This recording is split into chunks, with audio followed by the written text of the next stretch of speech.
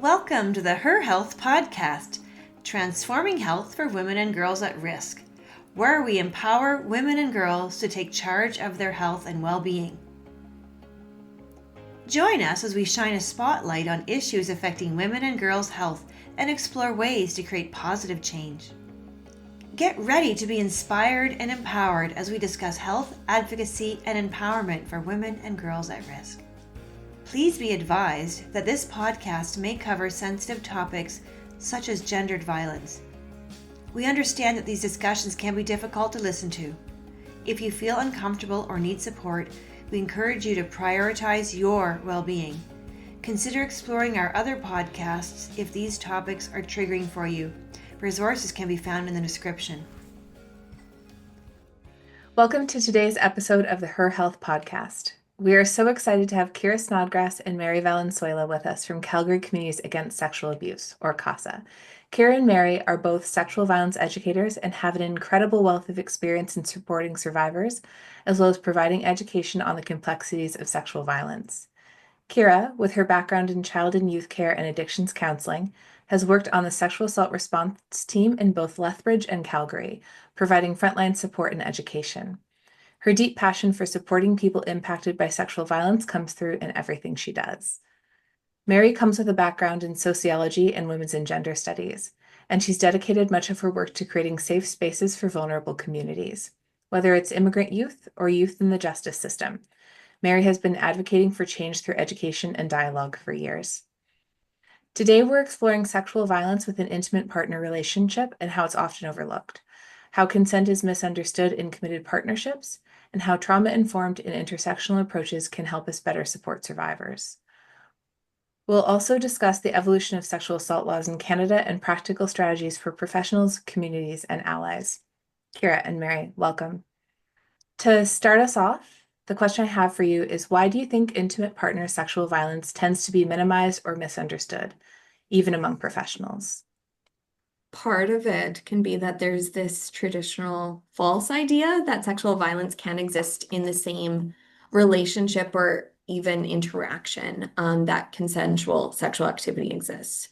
Yeah, for some reason, there's kind of always been this idea or perspective that if you routinely engage in a sexual relationship consensually with someone, that consent just applies to any and all interactions you'll have with them, which we know, of course, is false. It can certainly happen in those relationships or those interactions. I think part of it is that, those, like I said, two things can exist at once. We can have consensual sexual interactions with someone and non-consensual. The two aren't mutually exclusive.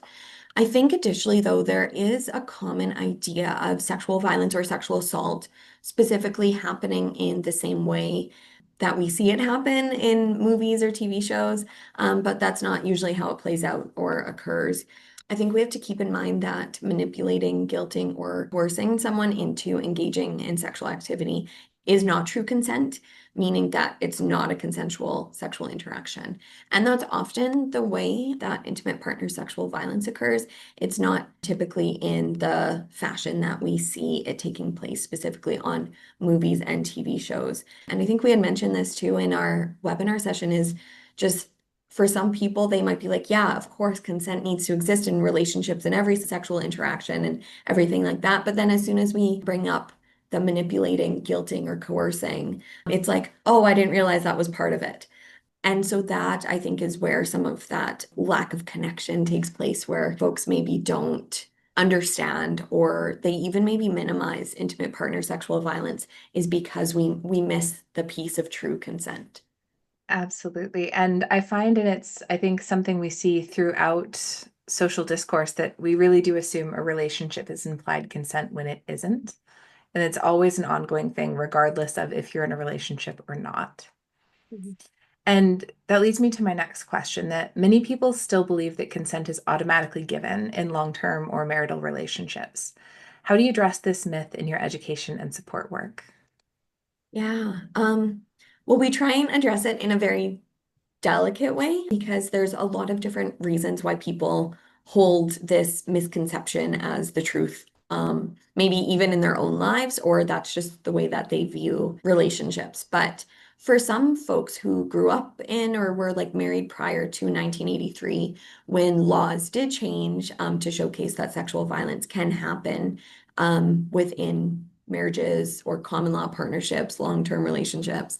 I think that notion was also kind of passed down or just still held true by those who were married or being raised during that time. That can't happen within those marriage or common law partnerships. And another piece too is that for some folks, and we've had some really awesome individuals who have been very candid and open with us in our trainings, that within their cultural or religious backgrounds, they were told specifically that women, that it was their duty to engage in sexual acts with their husband, regardless of whether or not they wanted to. And so it's been normalized. And so with those kind of pieces in play, we want to make sure that we're very delicate with the way that we approach addressing this myth. So we do our best to hold that non-judgmental space for folks and let them know that we aren't shaming if this was a belief that is or was held by them, but instead it's an area for change and evolution in their thinking. So we really focus on providing that gentle guidance, kind of explaining the different nuances, even maybe using some non-sexual violence related examples, because we find that that can be something that's pretty effective for people to kind of take it from a less confusing perspective and apply it to sexual violence. And sometimes you can see that shift where it's a level of validation for maybe why they have felt violated or harmed in their own relationship from their partner. Yeah, so again, just holding a lot of space for that because it can bring out some realization for folks. And of course, it's a bit nuanced when we're talking about the reasons behind why some people might hold this myth or misconception, but that's just a bit of a general overview of how we've addressed it in the past and maybe how we can kind of continue to address it too, is in that really delicate, gentle way, knowing that there might be some personal hurt behind that too. I love the metaphor of holding space, and I think we should do that a lot more for each other when we're dealing with vulnerable things. Yeah. I am curious that I know a lot of our viewership probably learns, or listenership, I suppose, learns a lot from both the podcast you've joined us on and the webinars that you've joined us on. And it sounds like a lot of your work is spent addressing myths. Yeah. Do you find that even sometimes maybe the simplest ways of explain or addressing those myths or holding space for those things tends to facilitate a lot of change for people? I think so. And I think that change is a slowly evolving thing. I think people need to kind of mull it over. I think there's a natural defensiveness that comes up when something that we've held as truth is challenged or is kind of disproven. I think, and that's for anything in life, right? Not just topics like sexual violence. So I think that does inspire a level of change, but it just takes a while for folks to unpack. But being able to offer that like judgment-free space and like warm, welcoming space really does allow for people to unpack that in real time if they're comfortable. Absolutely. And it's such important work too. When I think about addressing myths, one thing that comes to mind is like the legal sphere, because I know when you're talking about partner violence, family violence, sexual violence, myths transcend social into the legal sphere so often, be it laws, be it court processes. Mm. Can you share a little bit about how sexual assault laws in Canada have evolved, and where do you think they still fall short when it comes to survivors of intimate partnerships? Prior to 1983 in Canada, marital sexual violence was not recognized. And additionally, laws really indicated that only a man could use sexual violence to harm a woman who was not his wife, was how it was specified. So the way that that law mentioned is that it would need to be a man who was causing harm, needed to be to a woman who was not his wife, and it actually outlined it as intercourse. So it implies that there needs to be penetration as well for it to be considered rape under the law at the time is what it would have been defined as. It's very interesting. It was so limiting. And now the laws really do reflect. So after 1983, the laws reflected that sexual assault could happen to anyone, by anyone, and can also happen within marriages. Additionally, the laws now encompass any unwanted sexual act. So not just limiting it to penetration. So I feel like in terms of where it maybe falls short, though, would be by not including the pieces around true consent doesn't really speak a lot to manipulation or coercion, especially how that can exist in intimate partner relationships, withholding intimacy, financial control, manipulation, guilting, and so forth. So I feel like that is maybe where it falls a bit short. One thing I'll say, and this was something that I mentioned in the webinar too, is that I've had conversations with individuals who think that the sexual assault laws in the criminal code are too broad. They're not very specific. They're a bit more open-ended.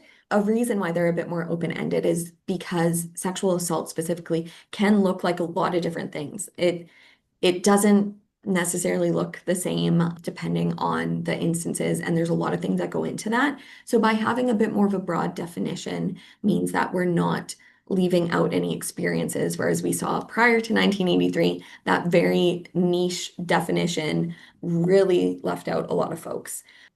So I do think the education piece is needed for now to try and help folks understand how that intimate partner sexual violence can exist and how that shows up. And I think we mentioned as well in 2019, the criminal code did define what an intimate partner could be included as, so even including like prior partners, to provide a little bit more understanding to intimate partner violence as a whole. But again, it doesn't speak to kind of those nuances and how that can shake out in sexual assault specifically. So I do think that's where it could be changed a bit more to be a bit more comprehensive. Such good points. And I know you speak to it when you speak to education, that there's what's written in the law and then there's how the law is applied or worked with. And so I think education is so instrumental in that. For sure. Now, in your work, I know that you see a lot in terms of intersection between domestic violence and sexual violence. How does that play out, and what should people understand about the overlap? We had a Venn diagram up in the webinar that kind of showed that intersection of domestic violence and sexual violence, because they are their own two things, and then that intersection is where intimate partner sexual violence exists. And I think the use of economic or financial abuse, emotional abuse, intimidation, isolation, coercion, threats, they're all types of domestic violence. And we can see these same elements of domestic violence being used to enact sexual violence in that intimate partner relationship. So that's how we can see it play out in the intimate partner sexual violence or domestic violence situations. Though I think the biggest element of overlap when we're looking at sexual violence and domestic violence on their own as two separate crimes is that both are about power and control. Whether someone uses domestic violence or sexual violence to cause harm or using both, regardless of which one they're using or if they're using both at once, the motivation behind it is power and control. Power and control is the purpose, and in this case, domestic violence and sexual violence are just the tools used to exercise or gain that feeling of power and control. So that really is kind of the main point behind them, and that's where you see that overlap, is that they're both motivated by the same thing. They're just different tools used to achieve that. In all your presentations so far, I've loved the diagrams that you have and the visuals you have, because it really helps actualize the problem. It's like back in the 90s when we started talking about power and control, and Jackie Campbell introduced the power and control wheel, and we started to really see how it works. Your work has expanded so much on that. I love it. Now, a lot of the things you talk about really speak to a trauma-informed approach, like person-centered, community-centered, holding space. So the question that comes to mind for me is, what does a trauma-informed approach really look like in practice when someone discloses intimate partner sexual violence? And with that in mind, what should professionals or even friends and family keep in mind? I think that the most important thing that professionals or even friends and family should keep in mind when they're supporting someone who has experienced intimate partner sexual violence is to approach the person from a place free of judgment and their own biases. It's really helpful to always check in with yourself, to check your own biases so you don't bring that to the conversation.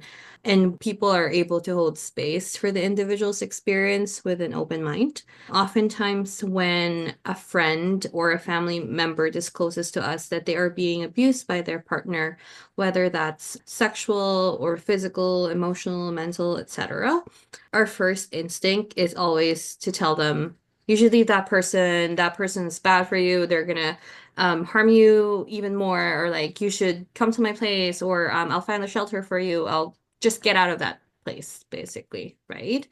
And a lot of times that type of statements or support, they come from a place of concern for the well-being and the safety of the person, especially because we probably deeply care for that individual, right? However, when we use that type of support, not only are we injecting our judgment in that conversation, we're also taking more choice and power and control from that individual who have already lost so much power and control when they experience that abuse. And that can create a barrier to support as well. We might have the best intentions at heart, but that may impact the person that we're supporting differently, and that might stop them from seeking support from us, or seeking support at all, if they feel like leaving that relationship is something that they're not yet ready to do. This might also be us failing to recognize that there are also reasons that the person might be choosing to stay in that relationship. And even if we don't understand that, all those reasons are valid, right? We might not be able to fully grasp and make sense why someone who is being harmed is choosing to stay in that relationship, and they're choosing to move forward that way. But again, like I said a while ago, it is not our duty as supporters to make sense of that. As supporters, the most important thing that we can do for that individual is to provide that safe space for them to share their experience and ask them what they need in that moment, even if that means we'd have to do that multiple times with the same person. So really just providing that space for that individual, no matter how many times we'd have to do it. Yeah. Absolutely. Something comes to mind is a conversation we had either last week or the week before, I can't remember, but sometimes when we respond to disclosures or try to support survivors who we know and care so deeply about, we get it wrong. Like, we don't follow trauma-informed principles, or we do respond from that place of judgment. Is there advice you can give folks who are listening about if they have gotten it quote unquote wrong, or if they feel like they haven't responded in the best way? What's a good way to help recover that and better support the people they care about? I think being transparent would be a really great start to that. Obviously, we're human. We feel deep emotions, especially for people that we deeply care about. But being able to be transparent that I had that initial reaction because I was really concerned for your safety could be really helpful. But also leading from there, after being transparent with our initial reaction, leading with the proper type of support when we are able to like catch ourselves in that moment, and allowing for them to lead that conversation from then on, and providing the support with the key messages that we educate folks with. Like, I believe you, it's not your fault, I support your decisions, your feelings matter, your needs come first, and leading that conversation from then. So just validating that we also feel, and normalizing that we also have emotions, but also being transparent, and then learning from that and moving forward with the right key messages. That's the biggest thing, is that we all make mistakes. We all, especially when we're emotionally involved and we care about someone and we care about their safety, we're not always going to get it right. Because sometimes our emotions cloud how we think we maybe should react in the situation. And I think owning that, and maybe even owning the impacts that that could have on someone, is a great first step. And apologizing. I think that's usually what any of us want when someone does get it wrong, even if they don't mean to, the impact is still there. So I think ownership is just, great place to start. Definitely. And Mary, you mentioned something so important that kind of leads me to a different questions. You talked about the need for validating someone's experiences. So how can we build communities and systems that make it safer and more validating for survivors of intimate partner sexual violence so that they can speak up, or at least feel safe to do so? Really great question. The start is to actively work on our own attitudes and beliefs, as well as our perceptions of what sexual violence could be. A really great start to creating safer and more validating communities and systems. I think I've mentioned this last time, but we all are being socialized differently. And one of our biggest socializers, especially in modern times, is media and social media, right? And the ways that media and social media depict sexual violence does not necessarily mirror the realities, but it does have a great impact on how people perceive sexual violence because we're heavily influenced by it. We literally go on social media or get exposed to media every single day of our lives, right? Yeah. So if an experience of sexual violence is different from what we have learned through that socialization process, we might minimize someone else's experience or even our own experience or completely disregard that because it doesn't meet our idea of what sexual violence should look like. And oftentimes, with regards to intimate partner sexual violence, it is not something that we always see a lot in media. And when we do, it is often romanticized, right? So we can start by challenging what we learn on media and social media about what sexual violence looks like and replace those misconceptions with facts. Then we can start building that society that recognizes that sexual violence can look differently for everyone who experiences it, and that it can happen to anyone and anywhere. And that unfortunately, it can also happen in places where we feel the safest and with people that we love and care about.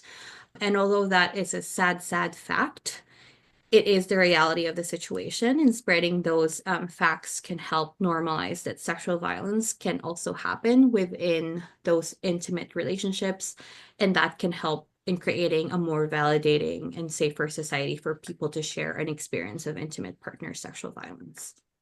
Absolutely. And the social media normalization and just media in generally normalizing these things is so, it goes unseen. It's so hidden. And I think that's how it normalizes it. I don't watch the series You. I tried a couple episodes and then it just, when you do heavy work, I think it's really heavy to watch those kinds of things. But I was reading this morning about how the series overall really normalized the violence of the lead character against women specifically, and how audience had responded kind of romanticizing the character in general, so much so that the actor was like, this is a problem, you're not supposed to like me. But Mm-hmm.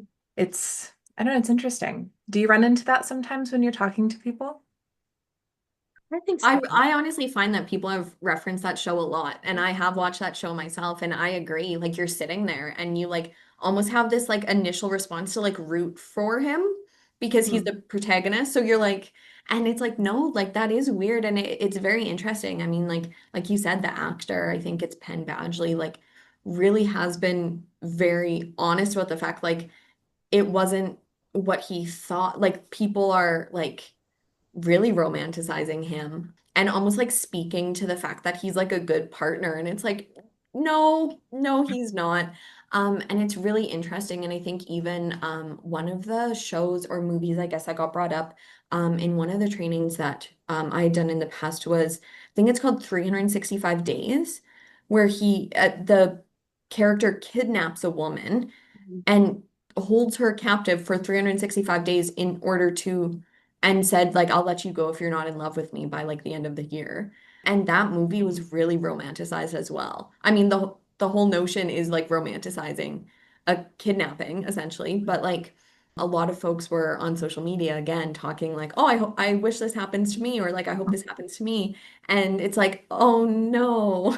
And again, when people are sharing these notions, there's not ill intent behind it, but we have to look at what that impact is.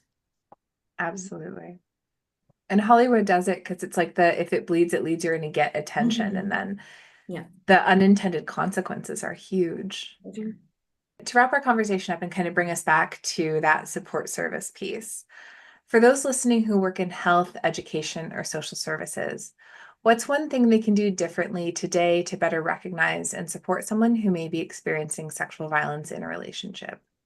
One thing that they could do differently is really focusing on validating someone's experience and providing that support to an individual who is accessing it, and holding that space for them. Because I feel like when we don't understand and we cannot fully grasp a situation because it doesn't make sense in our head. Sometimes people fail to validate that experience because it does make sense in their head, right? But then when we just keep on validating that experience, it actually helps in normalizing intimate partner sexual violence in our society. And it reduces the stigma around it. So more people are talking about it, right? Which in turn helps the individual who was harmed make sense of their own experience. Because it helps normalize the emotions that the individual is feeling in that moment. A lot of times people might feel confused because it is someone that they love, someone that they care about that harmed them. And they might have that confusion within them because they did not like what was happening to them, right? But again, it goes back to that recognizing that two things can happen at the same time, that they might be in love with this individual, they might care for this individual, they might trust them even still, but that they don't like what was being done to them. They don't like the harm that they were experiencing. Just normalizing and validating that experience can really help individuals in their healing journey. So I think focus on the validation, not focusing on making sense of that experience. Absolutely. Well, thank you both so much again for such a lovely conversation. I'm really excited to talk to you once more next week. Thanks for joining us on the HerHealth Podcast, transforming health for women and girls at risk. Remember, your health matters, and together we can make a difference. Until next time, remember to prioritize your health and well-being. For more resources and support on issues affecting girls, women, and gender-diverse people, visit our website at avatraining.ca. This is Dr. Nicole Letourneau. Thank you for listening.